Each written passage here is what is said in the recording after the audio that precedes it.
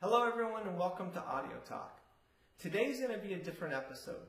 When I created Audio Talk, I wanted to not only review my equipment throughout my audiophile journey, but I also wanted to share my passion for music as a whole. And that means producing new music, writing new music, possibly interviewing some musicians along the road. And today's episode is going to focus around producing and actually I should say co-producing the Call Me Julia album from Julia Sautel, who's my daughter. And we're going to have a chance to interview her and interview her guitarist and also listen to two songs from the album, Call Me Julia, and a song for her upcoming album that she's planning on recording. So we're going to have fun with that today. And I wanted to just to share that I have her in the studio here with me. And I would like to invite Julia to come sit alongside me, and I'll ask her a few questions, and we can all get to know her and get her understanding of why she created the Call Me Julia album and what her goals are in the music industry. So with that said, Julia, would you mind taking a seat? Hi. Hi, Dad. How you doing? Good. All right. Well, super excited to have you.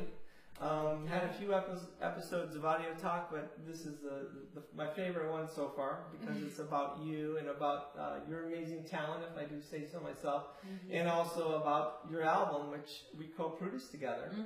And I think we both had a vision, and we've been working on that, and we recorded it, and it came out in May, and we're thrilled about it. And since you recorded it, you signed a contract to be with the music group, which is part of the home entertainment show. Yes. And you performed live on June 10th, right? To an audiophile audience, which must have been kind of tough. Yeah. It was fun, though. I think you really were well received and did a great job, and I'm super proud of you and really enjoyed the music from your group. Thank you. So today, let's talk a little bit about your Call Me Julia album. But let's get to know you a bit. So what got you interested in music? So what got me into music was definitely, I was about 9, and I signed up for a musical theater show at my elementary school. That's when I fell in love with singing and knew I kind of was good at it. But falling in love with music was ever since I can remember. You played music 24/7, and that just made me love it. So. Well, I've got a good story, because I remember when you were trying, was it for Annie? Yeah. You were singing, you're going for the lead part, Annie, and you were singing Tomorrow, and you were practicing in the kitchen, and you were off on a couple notes, but I thought to myself, oh my God, I thought to myself, well, just go a little bit lower on that note, a little bit higher on that note, and you did it like, immediately. Yeah. And I thought, oh my God, she's like super talented. I mean, you really nailed it. Yeah. And in your first performance, you just did an amazing job live in front of a big crowd, and you never really had done much acting, but you took right to it, and you went from there and had some other lead roles, and Legally Blonde. Yeah, 7th grade. Beauty and the Beast, you played Belle, and you just really killed that. 6th grade. And then in high school, you were in some very large performances, and ended with playing Sophie in Mamma Mia. Yeah. So, but you also had this interest in other music other than musical theater, correct? Yes.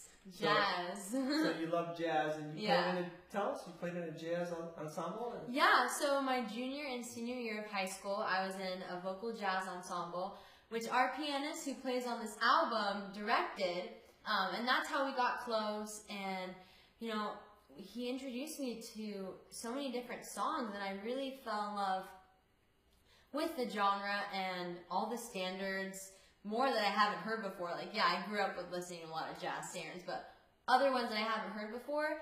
And I really I just was infatuated with the way how tone is so important and what you can do with your voice and use it as an instrument. So from there, I just love singing it, and it's really fun to sing. So. And it's interesting, in that concert, you played La Vie en Rose. Yes. And that's a song that was on your album. Yeah, that's what inspired me to have it on this album. Because I knew I wanted to do that. It was my senior year vocal jazz show, and I sang that song, and I arranged it my senior year, and we kind of just put that on this album, that same arrangement, where first half was like slow, ballad, French, and then it goes to up-tempo English, fast-paced type of feel. So I got that idea in senior year of high school. So then I just translated that into It will work the really song. well live, didn't Yeah, it? it worked well live and it worked well recorded as well. So. And we put a little different touch on it, I think, from the concert. Oh yeah, we added like a newer flair Yeah. on it than the concert, but It came out really good. So you're going through, you graduate, you qualified for a scholarship at a very nice school, a prestigious school. You want to tell us about where you're going to school and your scholarship? Yeah, so I go to Loyola Marymount University, and it's LA, the heart of many opportunities, so I thought it was perfect to go there, perfect distance away from home, and they have an amazing music program and business program, and I knew it was perfect for me. So I'm a voice major, and with a concentration in contemporary styles and practices. So yeah, that's kind of what I'm learning and trying to perfect my craft, perfect my voice, skills, everything. Yeah. So you finished your senior year. You're ready to go on this new journey at college. And what did you do in between? This album. So Yeah. you got out of school, recorded an album. When it was, I was very impressed the way that you handled all those changes quickly. Yeah, we knew the time was right to record it. We've had this home studio for years, but I was so invested in musical theater, and I didn't really know I could do this. So I just believed in myself and said, what the heck, like I'm going to college, this will be like great for my portfolio, like, why not? And it made me realize like, oh, maybe I can like do this. So it kind of like, it definitely pushed me. I learned a lot of skills. Had to do many different jobs, not just singing. So Right, you did a lot of editing. I learned a little bit about mixing. He tried to show me as much as he could, and I helped. You did well. Yeah. So. Yeah. What a journey to experience that, and I saw your growth from the beginning of that to the end of that, and how you understood the process. And there's nothing like doing it, right? Yeah. So that was great. So now we're planning this album, and we said we thought 5 songs would be a good good in between. Yeah, not too much, but not. Yeah. So what songs did you pick? So the first song is Something Stupid, which you guys will hear. You guys will hear a different rendition of it, but I wanted it to be kind of like the main like pop song of the album and the most upbeat song. And I knew that I always liked that song, and I liked how I heard the 2 different voices, and I thought it was really cool, and I loved the harmony. And it was so catchy, and I loved it, and I knew that people find it catchy, and especially because I know a lot of that song, but my friends don't know that song. Yeah, Sinatra from 1971. Yeah, they don't know what that is. So I'm with this album, my main goal was to introduce people to this genre and this generation of classic standards, and add something new and fresh to keep them alive and keep them going. So, and then the second song was Dream a Little Dream of Me, inspired by Ella Fitzgerald and Louis Armstrong. Funny story there. I was turning you on to Mama Cass's version, and I said, she sings it so well, beautiful, and of course that's what I grew up with. And you said, I like the Ella Fitzgerald version. Yeah, because she's one of my. I take a lot of inspiration from her, so. That's perfect. I just it was more like my style. And you made the right call, because you sang it beautifully. It's totally you, and it's really, I was really super impressed, and it was a lot of fun producing it with you. So, what happens after that song? And then La Vie en Rose, which we talked about, did the vocal jazz group. How did you change that up a little bit? We added clarinet instead of sax, so that was a change, and I really liked how we did that. I love the tone of it. Yeah, very beautiful tone, and it kind of just brought everything together. And then after that was Spanish Harlem. Well, wait a minute. When we were in La Vie en Rose, we had a big decision: drums or no drums. Oh, we kept going back and forth. Yeah. So we decided on putting drums on it. The brushes. Yeah, and the brushes at the beginning. I just think it adds more of a dramatic effect and more of a power song. Yeah.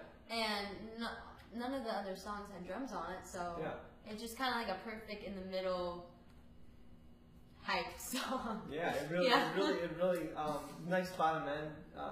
We'll talk about your musicians in a second, but yeah, go ahead with the next one. Yeah, and then Spanish Harlem. So I grew up listening to Spanish Harlem, Rebecca Pigeon's version of it, because it's like a main test record with like Audiophile World. I would hear it all the time. And I just I practiced it because my dad mentioned it. Like, oh, why don't you do that one?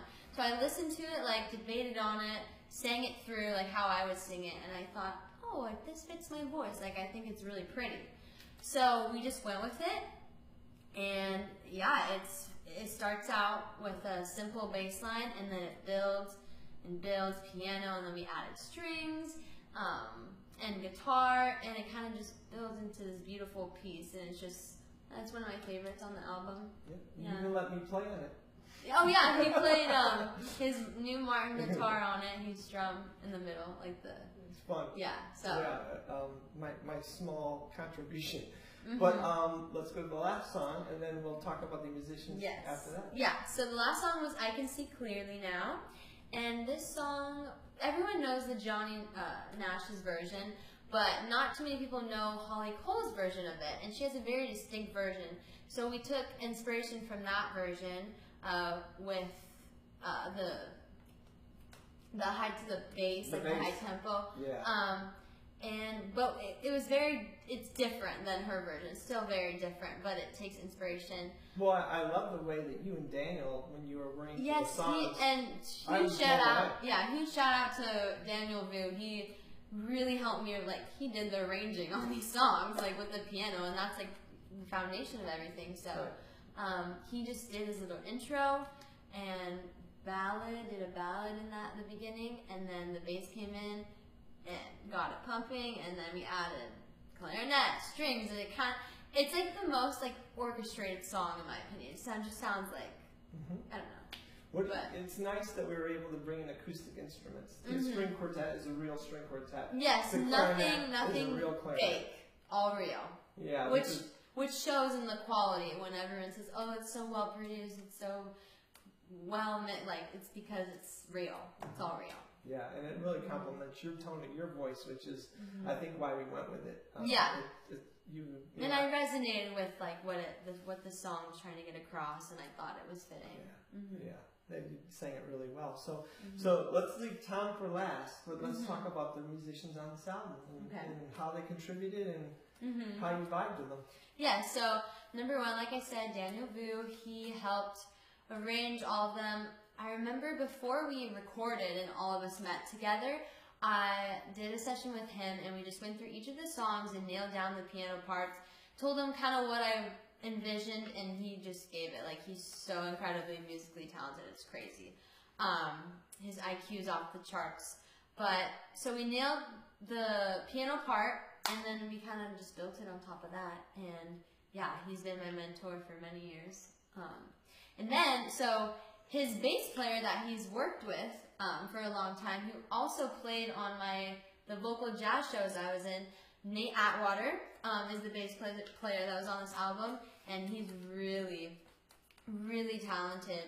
And he really drove the foundation of all the songs and helped kind of build it all together. So really kept a good groove. He was in the pocket, just really important. Really good with tempo and time, and was like right on it, like nice the whole day. Yeah, very nice tone. Yeah, great player. Thrilled to have him. And so we actually recruited the clarinet player out of Czechoslovakia, and we also got a string quartet out of England. Yeah, so all across the world. Yeah, kind of a global album, right? It's crazy what the internet can do. Yeah, so. It really is, isn't it? So then last is your, Tom Schmidt, who played guitar. Yeah. So I'm going to be interviewing him just a little bit. You guys will hear a lot about him. Give us your thoughts. Yeah, so you told me you guys have been friends for years, and that he played on your songs. So, by default, I thought it was, of course, like, let's use him. Like, I trust you. So, Were you home when we were recording with Tom? So you might not have been with me when I was recording. Maybe you were out and about doing something else. When I recorded with Tom, playing on my your songs? No, so I hadn't met him before. Oh, okay, it was coincidence that you didn't meet him then. Yeah, I didn't meet him. So he came in, he was like very open to everything and willing to just do whatever and very chill, very easy to work with and very, very talented player. So I'm really thankful he got to play. And you guys will hear a lot about him. Yes, yes. In the next segment. Yeah, thank you. I'll interview him and it'll be a fun interview to get to know Tom, who played so well. And then you and Tom, at the end of our segment today, tell us about what you're going to do. So we're going to play live versions of 3 songs, 2 of which are on Call Me Julia, 1 which is not, but will be on the next album. So stay tuned for that and look out for that. So the first song is Something Stupid. Second song is Spanish Harlem, and then lastly is Unforgettable, which is not on the album, but I think you guys will really love. So absolutely. Excited about that. Do you want to talk a little bit about your the contract? Now that you're a part of the music group. Yeah. You want to talk about that and your live gig and what's the future holds for you and that group and how you're going to move forward and with the promotion and so forth and so on. You want to share a little bit? So yeah, this collaboration with the Home Entertainment Show started with my dad emailing the director. He knew that they're having an audio show in Costa Mesa, so he emailed the main director and the show. Yeah, the show, and sent her, the director Emiko, sent her my songs and kind of what I was about, a little background, and she loved it. And you guys had like a long phone conversation, and she loved what we were doing and wanted us to perform at her show, the Home Entertainment Show. So that was amazing. And with this, she offered me to be on the new record label that she actually started. She's the director, and it's called The Music Group, so the Home Entertainment Show Music Group. Right. And yeah, so now I'm signed to them, which is really, really exciting. And I think you're on the radio on Thursdays. Oh, yes. On KWSS, I believe 96.3 in Southern California, but I believe it's KWSS. And you can find it on the internet. Yeah, I have it linked on all my stuff, but that's every Thursday at 7 p.m. to 8. I post the link almost every week, so yeah, you can find it there. And they play my songs, and they help me with marketing, trying to get exposure, get my stuff out there, and gigs, and there's a Las Vegas show next year, maybe Tennessee or Nashville. So there's a lot of opportunities that have come up with this, which I'm really grateful for. Yeah, this is an audiophile channel, and the show is an audiophile, event that happens in Southern California every year, and the music group is basically based and supported by the show. So this is like an audiophile community, and the fact that you're on that label, with all my history and being an audiophile, I used to have a boutique store and sold high-end audio and had a room and stereophile show in San Francisco back in like '96 or something. I have that history, and that you're on that label is really special to me. Yeah, because we really full circle moment. It is, right, and it's about quality. We try to have it about quality. So the fact that we're blessed with your amazing talent and tone and abilities to have those 5 songs be recorded so well is just like super exciting. Yeah, it is. So we look toward the future with excitement, right? After this new contract and this new association collaboration. And we'll cut to an interview with Tom in a second, and then we'll hear Julia and Tom play live. So we'll see you back in the next segment. Thank you very much. Thank you.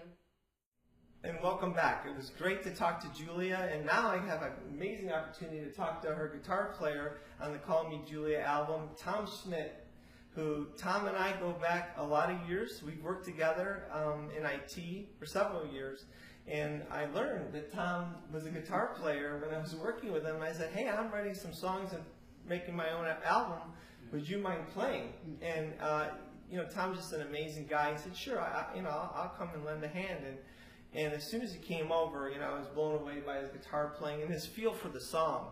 I know in my songs he played lead guitar on one. He just, absolutely had an amazing lead that really helped the song. In fact, I wrote some parts of the song after he played because he was taking a certain direction that I just loved.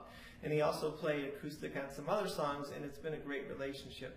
So when Julia was coming up with her own album, we were saying, well, who's going to play on it? And I said, well, we got to have Tom on guitar. And of course, she had Daniel Vu, who she's worked with for years, and Nate Atwater. And so that was a really, really good combination. And we're so glad that it worked out in your busy schedule. I know you play a lot, that you were able to come and join us. And I'm just super curious, like, you know, I didn't tell you much.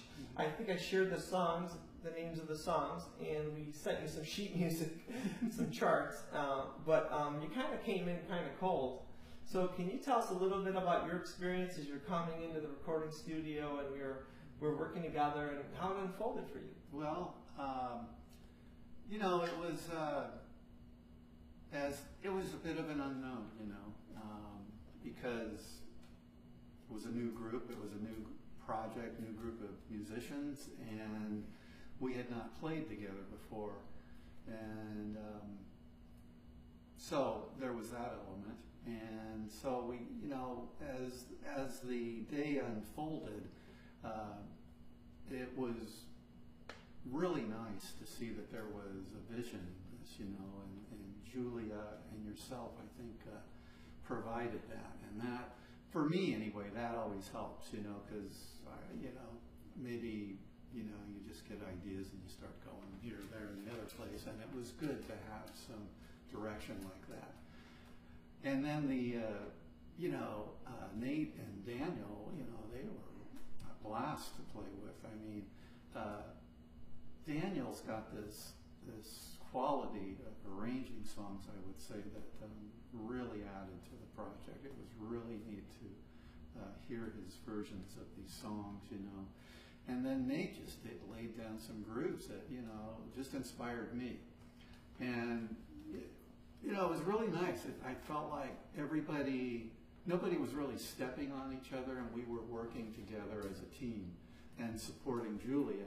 And Julia was, you know, you'd never believe she's not older than she is unless somebody told you. So that was really nice to hear her voice and be a part of this. Boy, it blended beautifully with all three of you and the four of you as a whole. Really just complemented each other. And, you know, the album starts out, the first note is with your ES 333 or Gibson, and it really set the tone for the album. It's an iconic lead, but you know, it's just so beautiful, and it sounded so well, and then your lead in the middle of that song was just perfect, and it all kind of came together, and it really starts the album off on the right foot, don't you think? Yeah, you know, it's a special thing how musicians feed off of each other, and I think we all did that. And you know, I can tell you if you know, people can inspire you and they cannot inspire you, and I think that we all inspired each other. So you know, that helps trigger a good idea, right? Yeah. And what did you think of the song selection? I mean, Something Stupid, Frank Sinatra and Nancy Sinatra sang that, I think it's 1971, and it was a hit, and it's kind of a pop jazz, jazz pop song. And so we had that, and then we went into more of a jazzier Dream a Little Dream, a little bit of a contrast. How did you find the 5 songs? Was it a good vibe for you? Did they complement each other? Or well, they were. They're all what I would say are traditional, standard songs. So the thing I liked the most out of it was that I felt like we put our own stamp on it, our own version, and I'm very happy with what we came up with. So we had a long day when we recorded the album, right?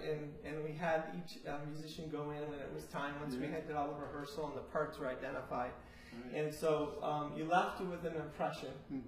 And then we just went through the whole album on my playback system, and you got to hear the final, mastered album. And what did you think from what you left when you left after playing your parts? How did it end up, and how was it different, or how did it end up for you? Well, I tell you, I guess I never imagined that I would be a part of an album that had strings and these all of these instruments on it that you guys brought in. And, you know, it's just phenomenal to hear a song go from a few parts to what some of those songs have where you brought in those other instruments, you know. So it was, you know, it's really nice to be a part of that, and to be a part from the inception and then hear the end product, you know. Yeah, it's nice. Yeah. I'm super excited. Thank you for that, and I think Julia would also agree that you know was part of the magic of the process. I know it was for me, and it sounds like even for you, and even when you're not there, to hear the end product and how it's going to come out, a little bit of an unknown. But I'm super excited that you'll be playing live with Julia in a few minutes, and you got a couple tunes from the Call Me Julia album, and there's also a hint of another song that might appear on the next album. So super excited to hear you with her. You know, they're all a little bit unique versions because it's just a singer and yourself a guitar player. So I'm excited to hear what you guys come up with. Let me ask you a little bit about your background and what you're spending your time on. I know every time I talk to you, you're awfully busy and you got different gigs and playing with different bands. And I hear some big band you said and some other groups. Can you share a little bit about what you're doing? I guess these days, musically, my time is spent playing in trios, jazz trios, and combos, and big bands, all locally, and playing at different venues with these projects. And so right now, my primary gig is with the Jim Leslie Trio, and so we, you know. It's quite a different project, you know. I mean, you can imagine in a trio, you as a musician, you've got to put a lot more into it from your instrument than you do in a bigger project. So it's a different mindset. So I have that, and like I say, big bands. I've been in a variety of big bands locally, and that's always a blast. And then fortunately, I've been a part of this. So you like variety? I do. I definitely do. It's different, you know? Singing a vocal jazz album versus a big band. It is. It totally is, and it's nice to be a part of something that has so much potential. It really is. I really think something could happen here, and I'm glad I've been a part of it. That's great. So again, super excited to hear Julia and Tom play. I think we play 3 songs today for you. And it's just such a pleasure to always hang with you and work with you. It's not work, it's a lot of fun. It is. And we have a lot of fun times creating new music, right? Yeah, definitely. And I can't thank you enough. And thanks so much for just being an awesome member of the team. Absolutely. I'm so thrilled and blessed to have you. Thanks a lot. Thanks a lot. Appreciate it. Okay. All right. We'll be cutting over to Julia and Tom right now. Thank you. So now we're going to play Something Stupid, and Something Stupid was actually the first song on my first ever EP, Call Me Julia, and Tom Schmidt right here played on that album and on Something Stupid and led the song beautifully. So I'm so happy we can have you here today. We can play live and give you guys a new rendition of this song, of this old classic song. So let's do it. Okay. 1, 2, 3, 4.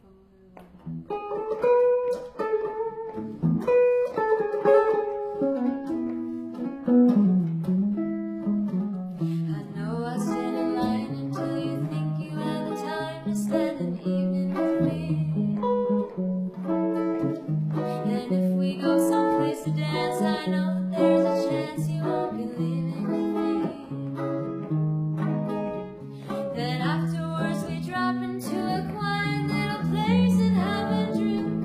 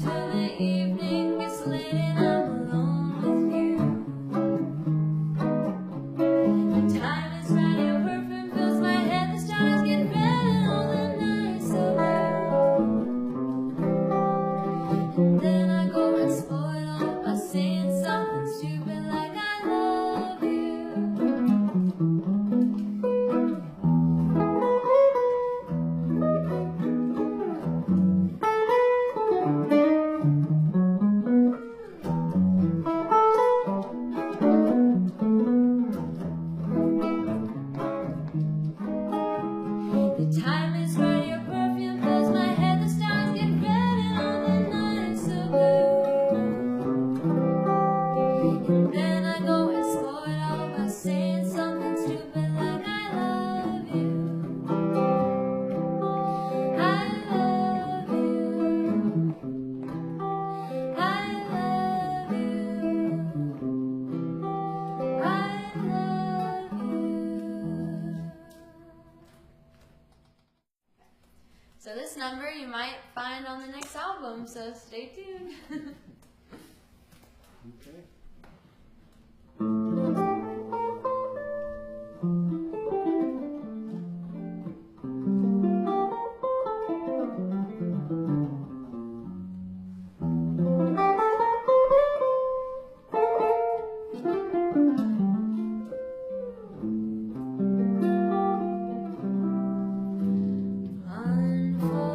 Unforgettable, that's what you are. Unforgettable, though near or far,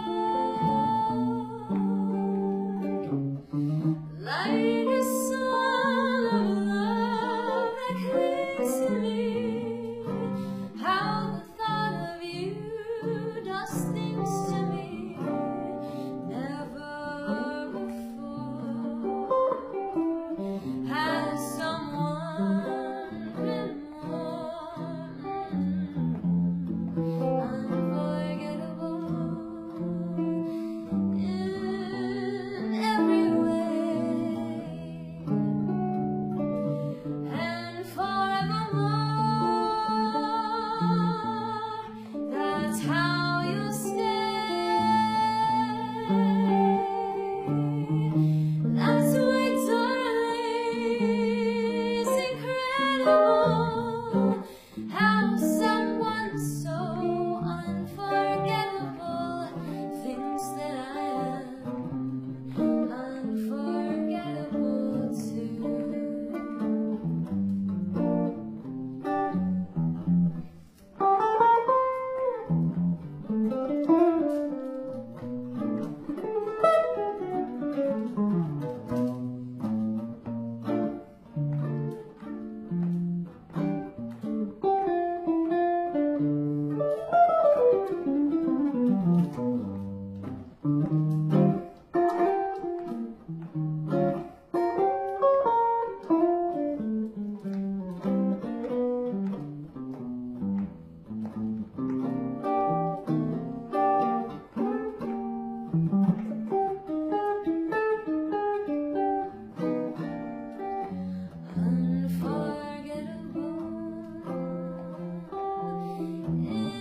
In every way and forevermore. That's how you'll stay. That's why, darling, it's incredible how someone so unforgettable thinks that I am unforgettable too.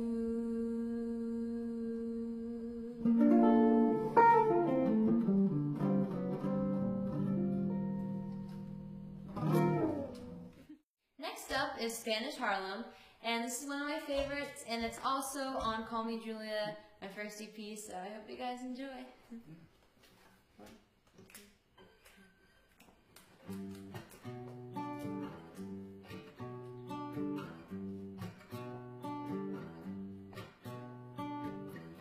There is a rose in Spanish Harlem, a red rose up in Spanish Harlem.